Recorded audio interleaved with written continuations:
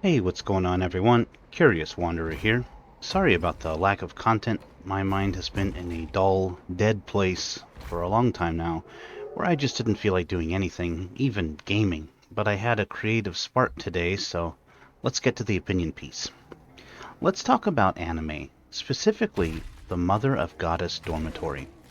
A 12-year-old boy's house burns down, and his father skips town, leaving him out on the street with no place to stay.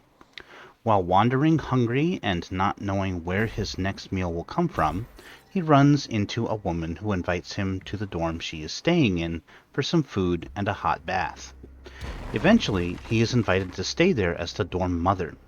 Having no other place to go, he accepts. To say this is an ecchi anime would be an understatement. Bare titties in the first frame, bare titties in the last frame, and bare titties throughout. It's been a long time since we've had an anime that was pure to the max fan service, and it's awesome. I had an idea the other day. I went to the website Anime Feminist, and sure enough, they had done a review of the first episode. Predictably, they complained of grooming, pedophilia, creepy sexual content, basically all the buzzwords. The article was complete with trigger warnings. Needless to say, I had a good laugh the whole time I was reading it. Although I was amused by this article, it got me thinking about something that is genuinely serious. Anime has a problem, and that problem is puritanical and politically correct Westerners. I've touched on this before, so I'll try not to dwell on it for too long. You probably know the folks I'm talking about. They claim to love anime while constantly criticizing any anime that does not line up with their beliefs or offends their delicate sensibilities. Aside from being insufferable, I believe that they represent a genuine threat to anime. Let me try to explain what I mean.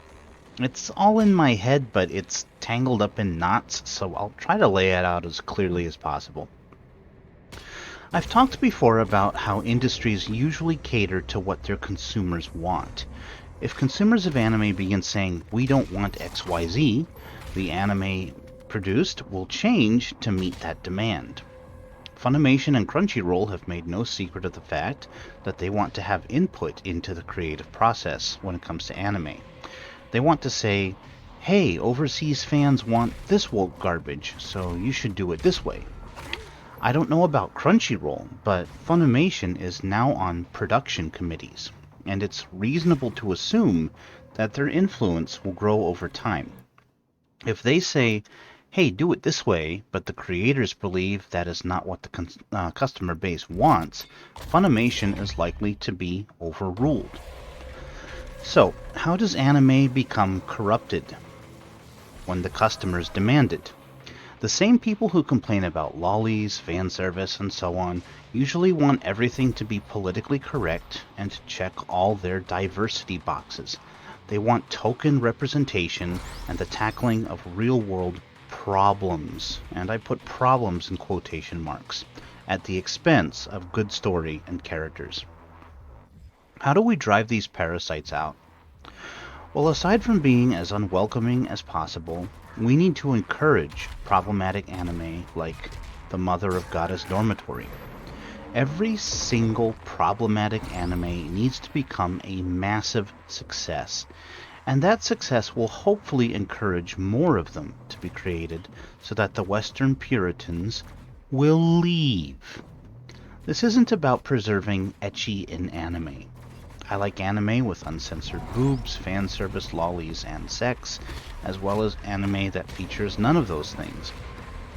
When I'm looking for a new anime, sexy content is hardly at the top of my list of priorities. What's important is that it have good stories and characters. Of course, I still like watching low-tier trash at times, such as Goddess Dormitory, and this anime will be my guilty pleasure for the next however many weeks it airs. Here's the takeaway, folks.